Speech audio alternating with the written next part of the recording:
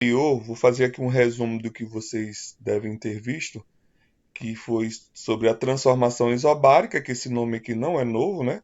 Que é uma transformação em que a pressão fica constante.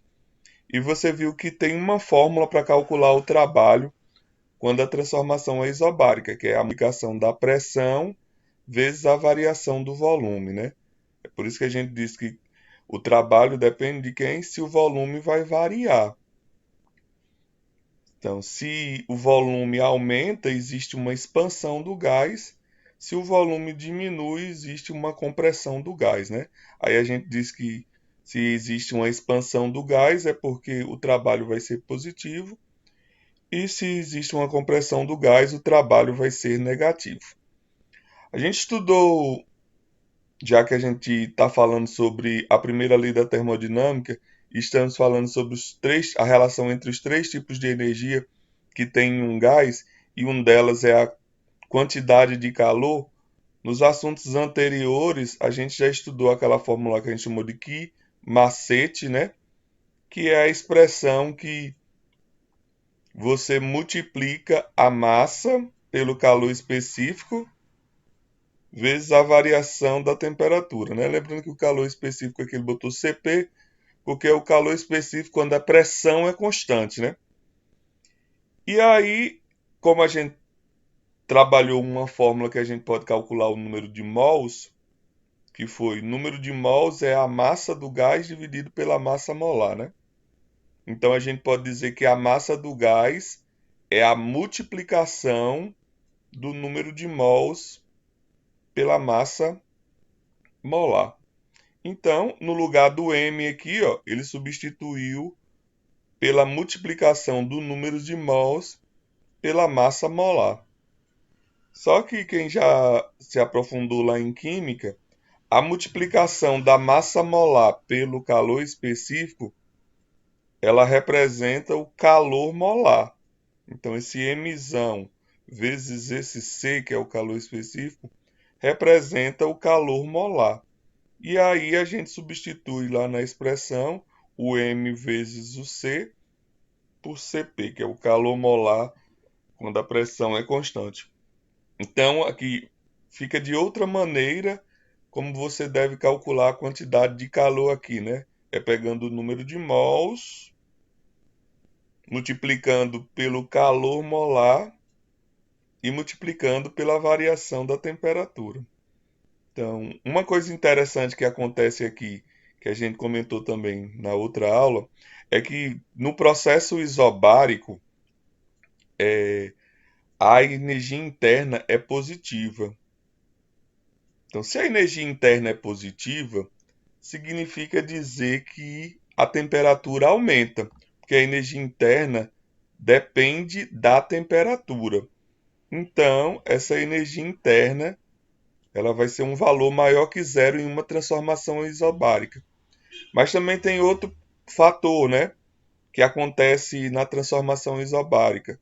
Em toda transformação isobárica, a quantidade de calor vai ser que vai ser recebida, né, vai ser sempre maior que o trabalho, certo? Então aqui, ó, numa expansão isobárica, a quantidade de calor será maior que o trabalho. Foi por isso que na hora que eu estava fazendo a questão, quando foi no final, eu fiz uma correção, lembra?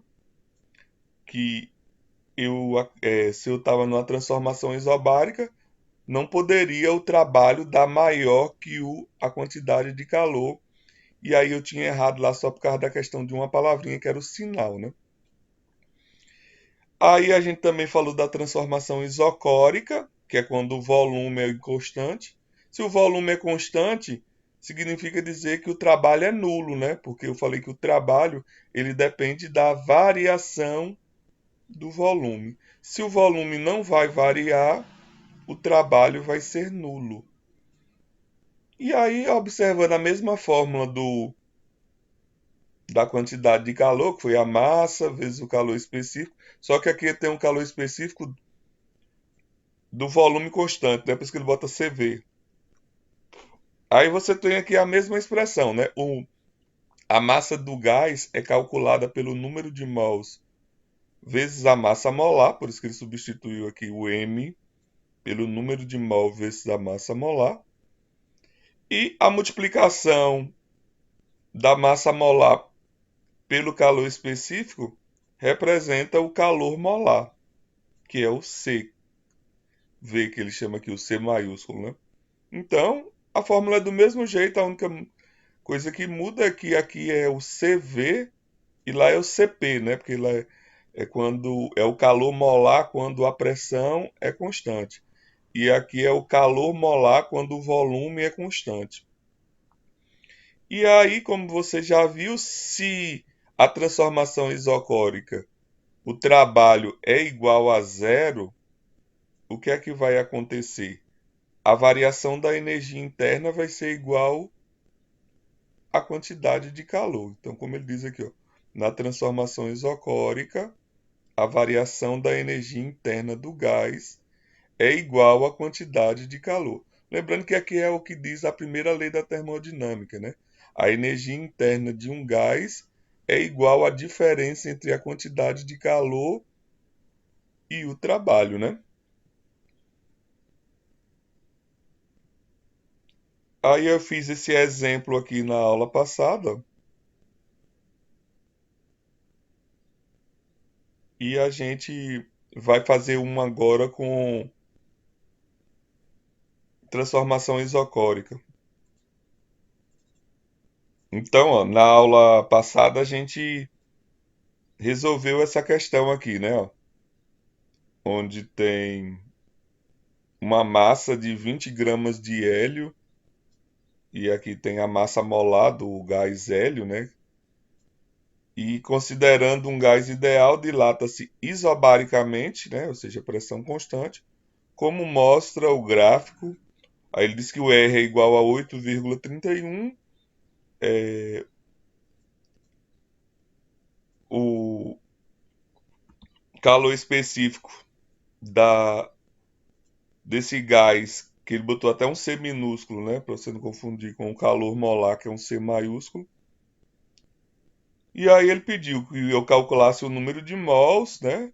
A pressão primeiro, né? Aí eu fui atrás do número de mols, usei a equação de Clapeyron. Depois ele pediu a quantidade de calor, usei a fórmula do Quimacete, né? Que tem a massa, o calor específico da pressão e a variação da temperatura, que já está aqui no gráfico. Também calculei o trabalho, já que a transformação é isobárica, eu posso usar a expressão pressão vezes variação de volume. E depois achei a variação da energia interna. E aí ele pediu, a partir do aquecimento do mesmo gás de 200 para 600, se ele mudasse a transformação, ela já não fosse mais é, isobárica, ela passasse a ser isocórica, né? Então, vamos ver aqui, ó. O que foi que a gente tem lá do outro? A gente achou o número de mols, que ele perguntou aqui, ó. Qual é a quantidade de calor recebido pelo gás? Aí, para você calcular a quantidade de calor recebido pelo gás, na transformação isocórica, você tem que usar essa expressão aqui, né? Ó. Q é igual ao número de mols vezes o calor molar da transformação isocórica vezes a variação da temperatura. Veja que nessa questão não tinha o valor do calor molar da isocórica, porque o calor molar da isocórica, ela será a multiplicação da massa molar vezes o calor específico da transformação isocórica. Só que como a questão anterior era transformação isobárica, ele só deu da outra questão. E aí, se agora tem como calcular o, o calor molar na transformação isocórica? Tem, porque a gente falou bem aqui, ó, que a diferença entre o calor molar da transformação isobárica e o calor molar da transformação isocórica, a diferença entre esses dois valores, ou seja, a subtração entre esses dois valores é igual ao R. Lembra o R, que é aquela constante, que é 8,31 joules mols Kelvin, ou se tiver em calorias, né, 2 calorias mols Kelvin. Lembre-se que uma caloria vale 4,18, né, aproximadamente. É por isso que isso daqui é o dobro, né? Quase o dobro. Por isso que usa o valor aproximado. Mas o que você não pode esquecer é isso daqui, ó. A diferença entre o calor molar da transformação isobárica e o calor molar da transformação isocórica é igual ao R. Então, aqui tem como se calcular o, o calor molar da transformação isobárica, que é pegando a massa molar, que foi 4, que foi dada lá na outra questão, e o calor específico da transformação isobárica, que era 1,25. Multiplicando 4 vezes 1,25, você tem 5. E aí, como você tem aqui o calor molar da transformação isobárica, você pode agora calcular o calor molar da transformação isocórica. É só lembrar que a diferença entre o calor molar da transformação isobárica e o calor molar da transformação isocórica é igual a R. Só que um detalhe importante aqui, né? A unidade de medida aqui que eu encontrei foi 5 calorias mols Kelvin. Por que foi calorias aqui? Ó? Porque ele deu aqui o calor específico em calorias gramas Kelvin. Então aqui tem que sair em calorias mols Kelvin. E aí por isso que ele pegou aqui a diferença e colocou igual a 2, né? Por isso que eu não usei o 8,31, porque a unidade de medida aqui está em calorias gramas Kelvin. Então, se a diferença entre 5 menos o calor molar da transformação isocórica é igual a 2, significa dizer que o calor molar da transformação isocórica vai ser 3, né? Porque é 5 menos quanto que dá 2? É 5 menos 3. Pronto, aí eu encontrei aqui o calor molar da transformação isocórica.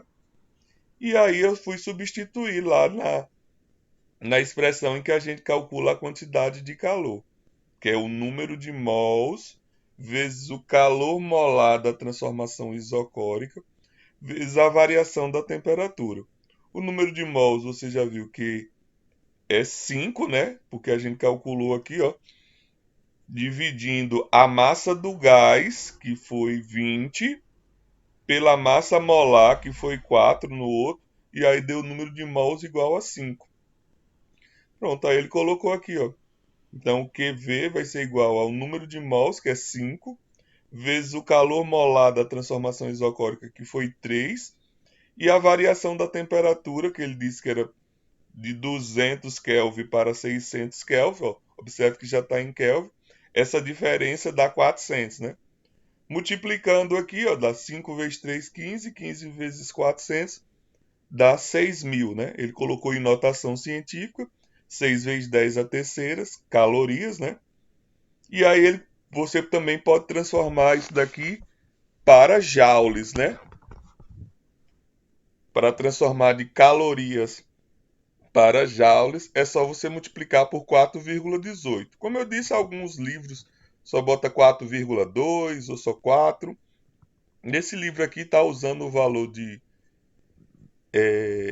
transformar calorias em joules 4,18. Aí você diz, sim, como é que eu vou saber lá na hora da prova?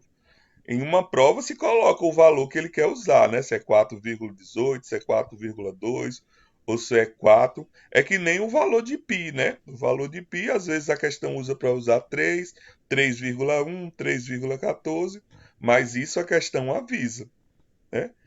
E aí na letra B ele pediu o trabalho realizado pelo gás. Lembre-se que isso aqui é uma transformação isocórica. E numa transformação isocórica o volume não vai variar. E se o volume não vai variar, significa dizer que o trabalho é nulo, né? Então você já tem aqui a quantidade de calor, já sabe que o trabalho é nulo, então já pode responder a próxima questão que ele perguntou. A variação da energia interna sofrida pelo gás, né? Lembrando da primeira lei da termodinâmica, a variação da energia interna é igual à quantidade de calor menos o trabalho. Ou seja, se eu estou numa transformação isocórica, o trabalho é nulo, então a variação da energia interna é igual à quantidade de calor. E aí a quantidade de calor aqui foi 2,51 vezes 10 à quarta. Então a variação da energia interna vai ser o mesmo valor, né? 2,51 vezes 10 à quarta. Então, continuando, vou falar sobre a transformação adiabática mais uma vez, né? O que é uma transformação adiabática? É uma transformação em que não vai haver a troca de calor com o meio exterior. Que foi aquele exemplo que eu dei para vocês, lembra de você soprar a sua mão na frente da boca com o bico fino e soprar com a boca aberta. Você vai ver a diferença que um vai sair frio, o ar vai sair frio e o outro vai sair quente, né? A explicação é porque quando você sopra com o bico fino, não deu tempo o gás, né, o ar, trocar calor com o meio exterior. Por isso que o ar saiu frio. Já quando você soprou com a boca aberta, o ar sai quente porque já trocou o calor com o meio exterior. Então, quando não há essa troca de calor, o nome da transformação é adiabática. Então, quando a questão falar que a transformação é adiabática, significa dizer que a quantidade de calor vai ser igual a zero. Então, ó, essa transformação pode ocorrer quando um gás está contido no interior de um recipiente termicamente isolado do ambiente ou quando ela sofre expansões ou compressões suficientemente rápidas para que as trocas de calor com o ambiente possam ser consideradas desprezíveis. Aí, se você aplicar aqui a primeira lei da termodinâmica, que diz que a variação da energia interna é igual à diferença entre a quantidade de calor e o trabalho, como que a quantidade de calor vai ser nulo na transformação adiabática, fica isso daqui, né? Ó. A variação da energia interna é igual a menos o trabalho. Então, ó, numa transformação adiabática, a variação da energia interna é igual ao módulo e de sinal contrário ao trabalho na transformação. Ou seja, ele está dizendo assim: se você tem uma expansão do gás, né, que é quando o volume aumenta, significa dizer que a energia interna vai ser negativa, vai ser o contrário. E quando você tem uma compressão do gás, ou seja, um trabalho negativo, significa dizer que a variação interna vai ser positiva. Então, são sinais contrários, tá vendo? É o que ele disse aqui, ó. Numa transformação adiabática, a variação da energia interna é igual ao módulo, ou seja, e de sinal contrário ao trabalho realizado na transformação. Então, considere um gás perfeito contido no cilindro, termicamente isolado, no exterior, como mostra a figura, e provido de um êmbolo que pode deslizar sem atrito, aumentando e diminuindo o volume do gás. Observe que o gás não pode trocar calor com o ambiente, mas, havendo a variação de volume, ele pode trocar energia com o ambiente, na forma de trabalho. Então é o que ele está mostrando aqui, né? Você está numa expansão adiabática. Porque ele fala expansão? É porque o trabalho está sendo realizado pelo gás, né? Ou seja, o volume está aumentando. Se o volume está aumentando, você tem uma expansão. Só que aqui o volume ele está aumentando e não está tendo uma troca de calor, né? Então, na expansão acontece assim, ó, como eu acabei de falar para vocês. O que é que acontece numa expansão? O trabalho é positivo. Só que se você está numa transformação adiabática, significa dizer que a energia interna vai ter o sinal contrário do trabalho. Se o trabalho é positivo, a energia interna é negativa. Ou seja, se a energia interna é negativa, significa dizer que a temperatura está diminuindo. Aqui na compressão, que é quando o volume diminui, você já viu que o trabalho é negativo. Se o trabalho é negativo e a transformação for adiabática, a energia interna vai ter o sinal contrário, ou seja, vai ser positiva. Então, o que é que está dizendo aqui? Se o trabalho for negativo, a energia interna vai ser positiva na transformação adiabática, e se a transformação é adiabática e a energia interna é positiva, significa dizer que a temperatura está aumentando.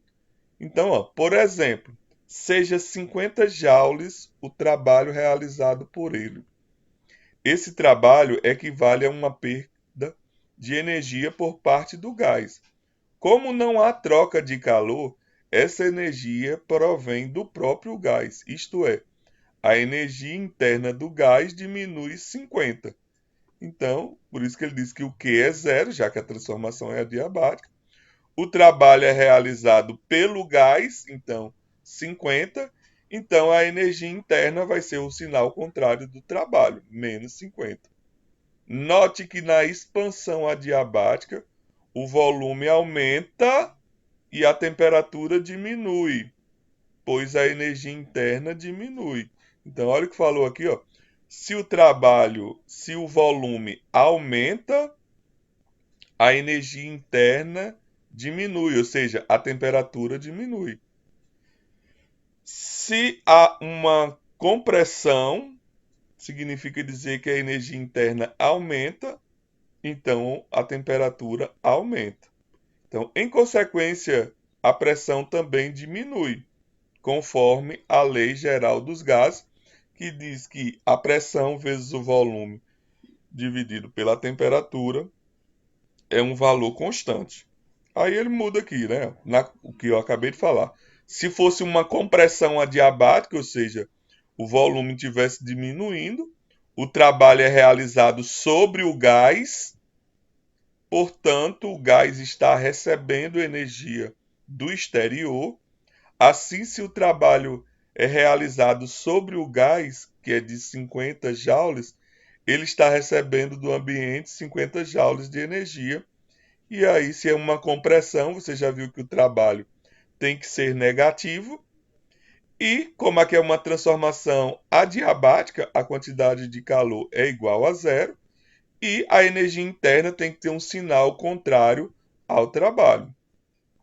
Então, na compressão adiabática, o volume diminui e a temperatura aumenta, pois a energia interna aumenta e a pressão também aumenta.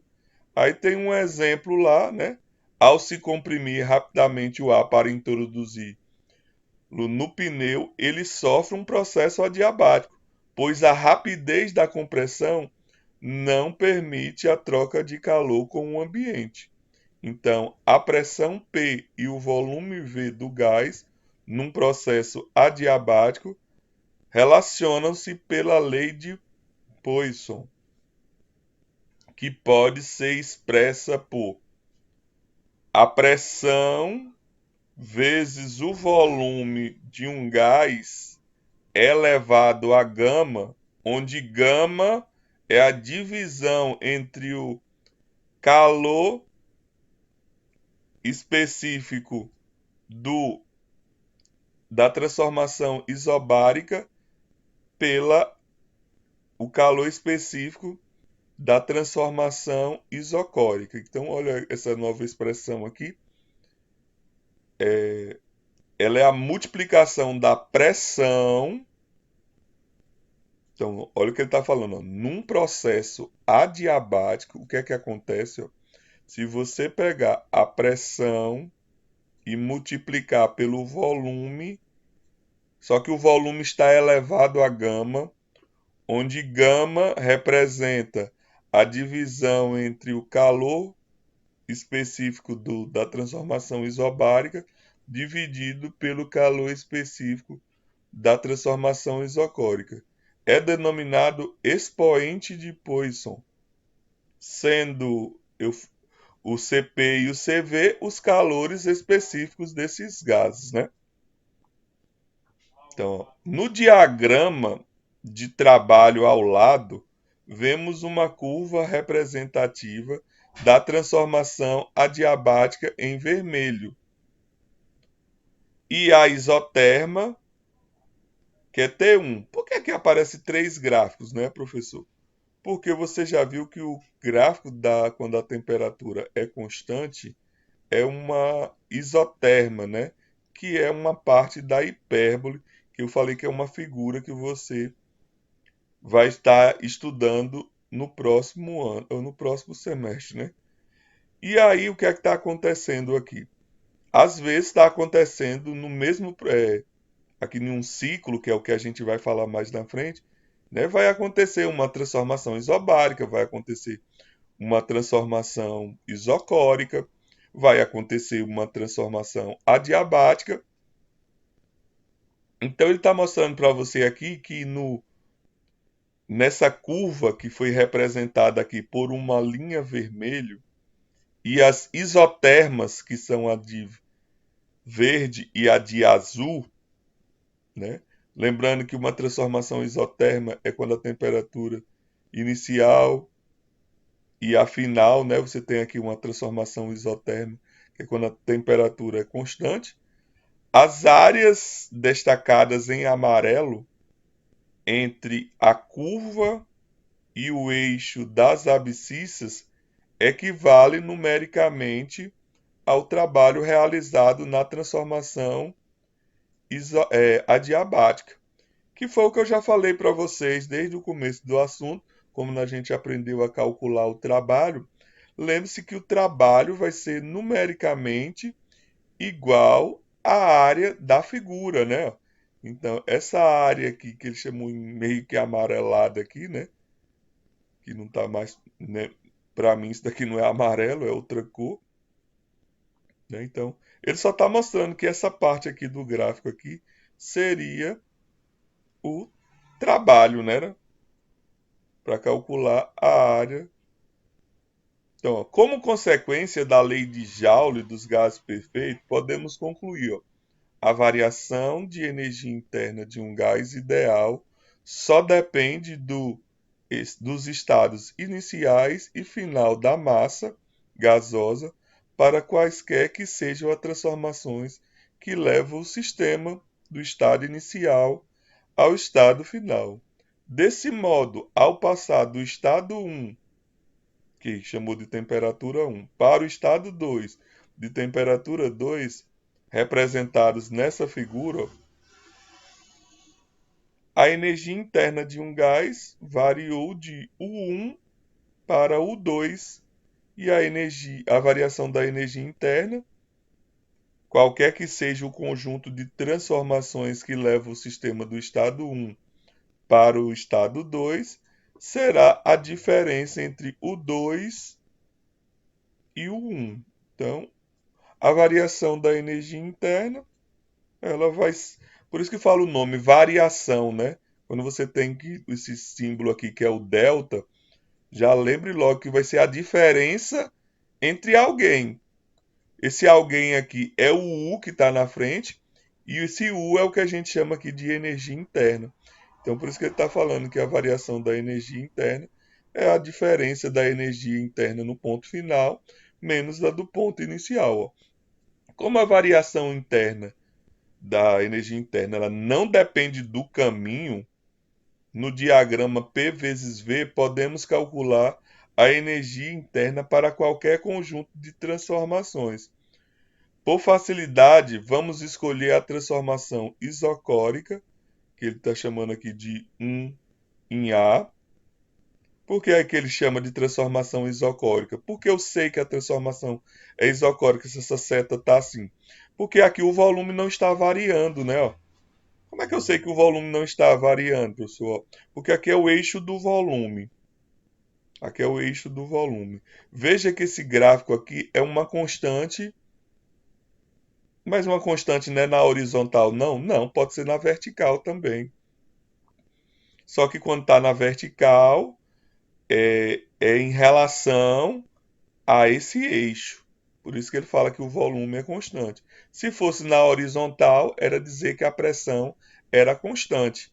Então, por isso que ele escolheu aqui a transformação 1 até A, que fala que essa transformação aqui é isocórica, porque o, o volume não variou. E aqui, aí você vai dizer, mas aqui o volume variou, né, professor? Saindo de 1 para cá, isso. Mas quando chegou aqui de novo, o volume não variou, né? Ó, que foi de A, aí ele chama de A até 2. Por que de A até 2?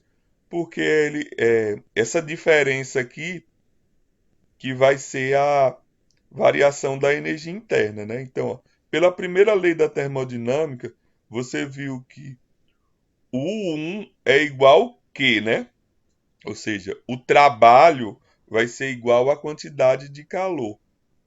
E aí, a quantidade de calor, como a transformação é isocórica, é você pegar a massa, multiplicar pelo calor específico da transformação isocórica e multiplicar pela variação da temperatura.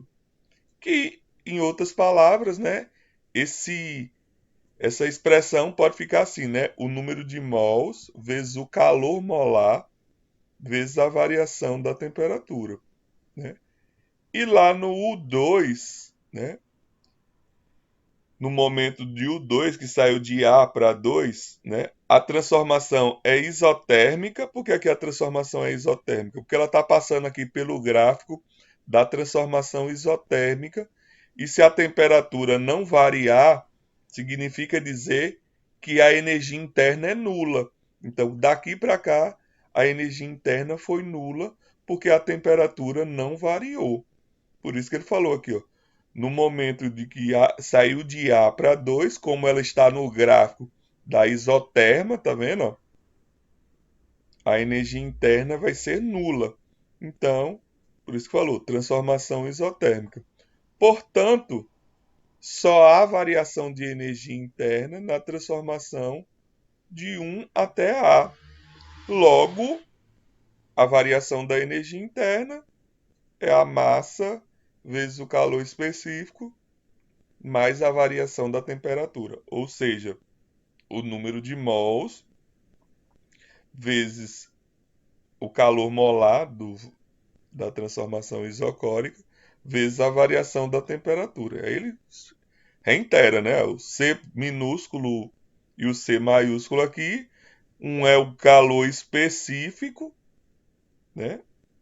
E o outro é o calor molar do volume. Aí tem um exemplo aqui para a gente finalizar, ó, que diz assim: um gás perfeito sofre um processo adiabático, no qual realiza um trabalho de 300 joules. Aí ele quer saber, o gás está expandindo ou contraindo?